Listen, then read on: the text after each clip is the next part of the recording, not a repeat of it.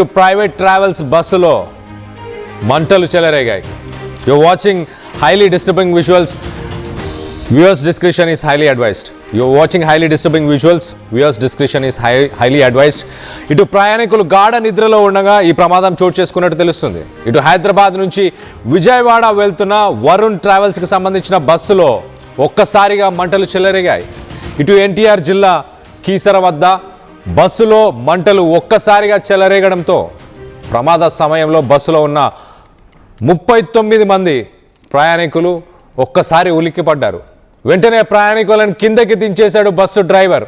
మంటలను అదుపు చేసేందుకు ఇటు ఫైర్ సిబ్బంది ఒక్కసారిగా అక్కడ చేరుకొని ఆ మంటలను అదుపు చేసే ప్రయత్నంలో నిమగ్నమయ్యారు. పెను ప్రమాదం తప్పినట్టు కూడా తెలుస్తుంది. సో మొత్తం మీద ఇటు వరుణ్ ట్రావెల్స్కి సంబంధించిన ఈ బస్సు మన విజువల్స్లో చూస్తున్నాం. You watching highly disturbing visuals. Viewers description is highly advised. ఇటు బస్సుకు సంబంధించిన విజువల్స్ మనం చూడొచ్చు. బస్సు పూర్తిగా దగ్ధమైపోయింది. హైవే పైననే, హైవేకి ఒక పక్కగా ఆగింది. మొత్తానికైతే వేరే అటుగా వెళ్తున్న వేరే బస్సులకు కానీ మిగతా దేనికి కూడా ప్రమాదం జరగలేదు. అదృష్టవశాత్తు బస్సులో ఉన్న 39 మంది గాఢ నిద్రలో ఉన్నారు. ప్రమాద సమయంలో ఎవరికి ఏం తెలియలేదు. లాస్ట్లో వెనకాల కూర్చున్న కొంతమంది ప్యాసింజర్స్ మాత్రం పొగలొస్తున్నాయి, మంటలు వస్తున్నాయి అని ఒక్కసారి ఉలికిపడ్డారు. మొత్తం మీద ఆ బస్సులోంచి 39 మంది దిగి తమ ప్రాణాలు కాపాడుకున్నట్టు తెలుస్తుంది. దీనికి సంబంధించి మరింత అప్డేట్ తీసుకునే ప్రయత్నం చేద్దాం. ఇటు ఏపీ నుంచి మా ఇన్పుట్ ఎడిటర్ కృష్ణమోహన్ అందుబాటులో ఉన్నారు. కృష్ణమోహన్తో మాట్లాడి తెలుసుకునే ప్రయత్నం చేద్దాం. కృష్ణమోహన్, చెప్పండి, ఎప్పుడు ఈ ఇన్సిడెంట్ చోటు చేసుకుంది? ఇప్పుడు ప్రయాణికులు అందరూ సేఫ్గానే ఉన్నారా? నిజంగానే ఒక అదృష్టం ఉంది చెప్పాలి. రాత్రి తెల్లవారుజామున 3 గంటల సమయంలో హైదరాబాద్ నుంచి విజయవాడకు వస్తున్న ఇంటర్సిటీ స్మార్ట్ బస్, ఇది వరుణ్ ట్రావెల్స్ కి సంబంధించిన బస్సు. ఈ బస్సు విజయవాడకి హైదరాబాద్కి రాత్రి 11:30కి బయలుదేరింది. విజయవాడకి వస్తున్న సమీపంలో తెల్లవారుజామున 3 గంటల సమయంలో కరెక్ట్ గా బస్సు వెనకాల నుంచి సౌండ్ రావడం, అలాగే బస్సు వెనకాల నుంచి మంటలు వ్యాప్తి చెందడంతో ఒకసారిగా అప్రమత్తమయ్యాడు బస్సు డ్రైవర్. నిదానంగానే అటు ఈ వ్యవహారంలో బస్సు డ్రైవర్ ని అభినందించాలి. ఒక్కసారిగా ఆయన అలర్ట్ కావడం, వెనక నుంచి పొగలు తనకి మిర్రర్ లో చూసిన తర్వాత వెంటనే బస్సుని ఆపేశారు. బస్సు ఆపేసిన తర్వాత అప్పటికి 38 మంది బస్సు ప్రయాణికుల్ని అప్రమత్తం చేయడం, వాళ్ళందరూ హడావిడిగా బస్సును దిగడంతో బస్సు పూర్తిగా కూడా కాలిపోయిన పరిస్థితి అయితే ఉంది.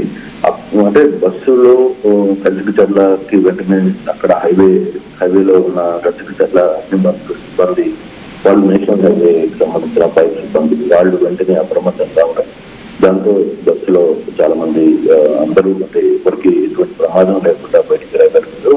బస్సులో వెనకాల కూర్చున్న వాళ్ళకు కూడా అప్రమత్తం కావడం, మిగతా తోటి ప్రయాణికులందరినీ కూడా అప్రమత్తం చేయడంతో ఒకసారిగా అందరూ దిగాల్సిన పరిస్థితి వచ్చింది. దీంతో సురక్షితంగా అందరైతే కిందకి దిగారు. సేమ్ టైం హైవే మీద ఉన్న ఏదైతే అగ్నిమాపక సిబ్బంది, లొకేషన్ హైవే సిబ్బంది ఉంటారు, వాళ్ళు ఈ బస్సుని వెంటనే మంటల్ని అదుపులో తీసుకుని ప్రయత్నం చేశారు. అయితే ఇది పూర్తిగా కూడా విజయవాడకి 3:44 గంటల సమయంలో జరుగుతున్న ప్రయత్నంలోనే ఈ వ్యవహారం దాదాపుగా 39 మంది బస్సులు ఉన్నారు. అయితే లక్కీగా వెనకాల కావచ్చు పక్కన వేరే బస్సులు లేకపోవడం, ఆ బస్సులు కూడా బస్సులు రాకపోవడం, ఒకసారిగా పొగలు చూసి పొగలు రావడం, వాటిని చూసిన తర్వాత ప్రయాణికులు భయపడిపోయారు.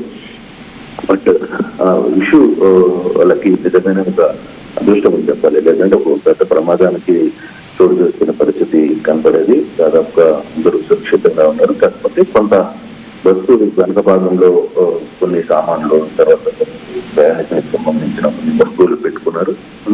వాళ్ళకి అలాగే ట్రావెల్స్ లో కొంత ఎక్కువగా జరిగే ఇష్యూ ఏంటంటే, వాళ్ళు ఇటీవల కాలంలో ఈ ప్రైవేట్ లగేజ్ ని తీసుకుని వెళ్ళే ప్రయత్నం చేస్తున్నారు. అది కొంత కష్టపడిపోయింది. ఇప్పటి వరకు అది ఆ లగేజ్ చేయకూడదని ఒక నిబంధన ఉన్నప్పటికీ కూడా అది విరుద్ధంగా ఈ వ్యవహారం అంటే నడిపిస్తున్న పరిస్థితి మనం చూస్తున్నాం. దాంతో కొంత ఇష్యూ జరిగింది. మొత్తం మీద బస్సులో ఉన్న 39 మంది ప్రయాణికులు సురక్షితంగా బయటపడ్డ పరిస్థితి మనం చూస్తున్నాం. Right Krishnamohan, thanks for the latest update. మొత్తం మీద ఒక్కసారి మనం విజువల్స్ చూడొచ్చు. ఇటు కర్నూలు ఇన్సిడెంట్నే తలపిస్తుంది. ఆల్మోస్ట్ బస్సు మొత్తంగా తగలబడిపోయింది. ఒకసారి మనం విజువల్లో చూడొచ్చు చాలా క్లియర్గా. ఇటు బస్సు వెనక భాగంలో ఇంజన్ ఉంటుంది. ఆ మోటార్ దగ్గరే ఇనిషియల్గా దానికి సంబంధించిన కొన్ని సౌండ్స్ వచ్చాయి. సౌండ్స్ వచ్చిన తర్వాత కొంచెం స్మోక్ వచ్చి మొత్తానికైతే బస్సు పూర్తిగా అంటుకుంది. విజువల్లో మనం చూడొచ్చు అసలు ఎంత భయంకరంగా ఉందో.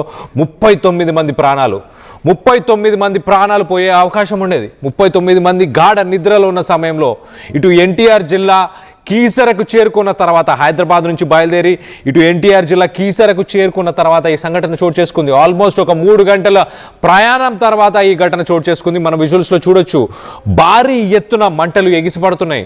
అసలు కంట్రోల్ చేయలేని సిచ్యువేషన్, అలాంటి లెవెల్లో మంటలు ఎగిసిపడుతున్నాయి.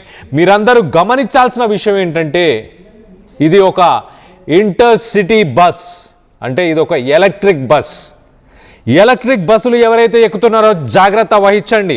ఇటు వరుణ్ ట్రావెల్స్కి సంబంధించిన ఈ బస్సు కానీ మిగతా బస్సులు కానీ ఎలక్ట్రిక్ బస్సు, దాంట్లో బ్యాటరీస్ ఉంటాయి. ఆ బ్యాటరీస్ అవన్నీ ఉండడం వల్ల మంటలు ఎట్టి పరిస్థితుల్లో మంటలు ఆరవు. అవి కొన్ని గంటల పాటు అలా మంటలు చెలరేగిపోతూనే ఉంటాయి. సో అలాంటి ఎలక్ట్రిక్ బస్సులోనే మంటలు వచ్చాయి. మనం చూడొచ్చు ఆ బస్సు ఇంటర్ సిటీ బస్ అని ఉంది, ఎలక్ట్రిక్ బస్సు.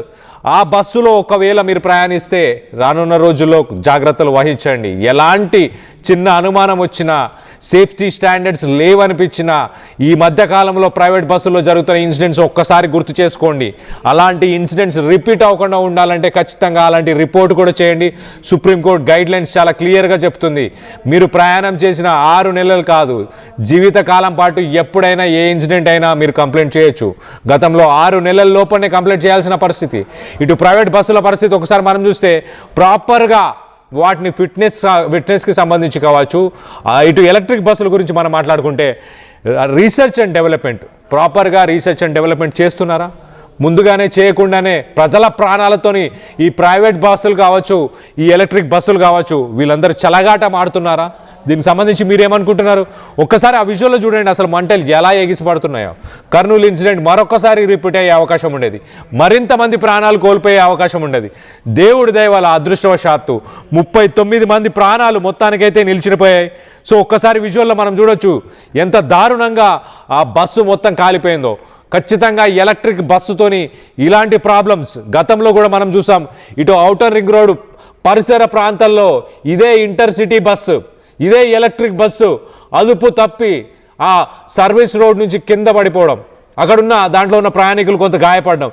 ఈ ఎలక్ట్రిక్ బస్సులు అధిక వేగంగా వెళ్ళే అవకాశం ఉంటుంది. ఇనిషియల్గా బస్సు స్టార్ట్ అయిన తర్వాత దానికి టూ మచ్ హార్స్ పవర్, దానికి ఇమీడియట్గా ఎంత స్పీడ్ అయినా అచీవ్ చేసే ఆ టెక్నాలజీ ఉంటుంది ఎలక్ట్రిక్ బస్సులకు కానీ ఎలక్ట్రిక్ కార్లకు కానీ దాన్ని కంట్రోల్ చేసే ఆ ఎక్స్పీరియన్సు, ఆ ఎక్స్పర్టీసు ఆ బస్సు డ్రైవర్లకు ఉండట్లేదు. ఎట్ ద సేమ్ టైం ఆ బస్సులు మనం చూడొచ్చు ఛార్జింగ్ ఆల్రెడీ సూర్యాపేటలోనో మధ్యలో ఎక్కడో ఛార్జ్ చేసుకుంటారు వీళ్ళు హైదరాబాద్ నుంచి విజయవాడ వెళ్ళేటప్పుడు. ఛార్జ్ చేసుకున్న తర్వాత బ్యాటరీ ఇష్యూ వచ్చి మొత్తానికైతే బ్యాటరీస్ అన్ని మంటలు అంటుకున్నాయి. మనం చూడొచ్చు విజువల్లా వీళ్ళు 2, 3 ఫైర్ ఇంజన్లు, ఎన్ని ఫైర్ ఇంజన్లు వాడినా కానీ మంటలు ఆగుతున్నాయా? ఏమాత్రం ఆగట్లేదు మంటలు. చూడండి, ఫైర్ ఇంజన్స్ వాడుతున్నా కూడా వీళ్ళు ఫైర్ ఇంజన్స్ తెచ్చి ఒకటి కాదు 2, 3 ఫైర్ ఇంజన్లు తెచ్చినా ఆ మంట ఈ మాత్రమైనా తగ్గుతుందా? తగ్గదు. అదే ఎలక్ట్రిక్ బస్సు వల్ల వచ్చే ఇబ్బందులు, ఎలక్ట్రిక్ కార్ల వల్ల వచ్చే ఇబ్బందులు, ఇలాంటి డ్యామేజెస్, ఇలాంటి యాక్సిడెంట్స్ జరిగే అవకాశం ఉంటుంది. ఈ inter city bus second incident దీనికి సంబంధించి. ఈ inter city bus, electric bus ఇవన్నీ గతంలో ఒకసారి ఇట్లా ఔటర్ రింగ్ రోడ్ పక్కన సర్వీస్ రోడ్ దగ్గర కూడా ఇలానే ఒకసారి ఇన్సిడెంట్ జరిగింది. అప్పుడు యాక్సిడెంట్ జరిగింది, ఇప్పుడు మాత్రం ఫైర్ యాక్సిడెంట్ జరిగింది. సో దీనికి సంబంధించి మీరేమనుకుంటున్నారు? ప్రైవేట్ బస్సులు కావచ్చు, ప్రైవేట్ ట్రావెల్స్ విషయంలో ప్రభుత్వం నిర్లక్ష్యం వహిస్తుందా? ఎలక్ట్రిక్ బస్సులని ప్రాపర్గా రీసెర్చ్ చేయకుండా, ప్రాపర్గా టెస్ట్ చేయకుండా ప్రజల ప్రాణాలతో చెలగాటం ఆడుతున్నారు అనుకుంటున్నారా? ప్రభుత్వాలు కానీ సరైన చర్యలు తీసుకోవట్లేదని మీరు అభిప్రాయపడుతున్నారా? దీనికి సంబంధించి మీరేమనుకుంటున్నారో మీ అభిప్రాయాలను కింద కామెంట్ రూపంలో తెలియపరచండి. చరిత్ర సృష్టించినోడు ఇప్పుడు ఆ చరిత్రని తిరగరాయబోతున్నాడు. అబద్ధాల గోడల్ని బద్దలు కొట్టి నిజాలను రాగా మీ ముందుంచబోతున్నాడు. నిజమైన వార్తల కోసం వెంటనే డౌన్లోడ్ చేసుకోండి రా యాప్ని.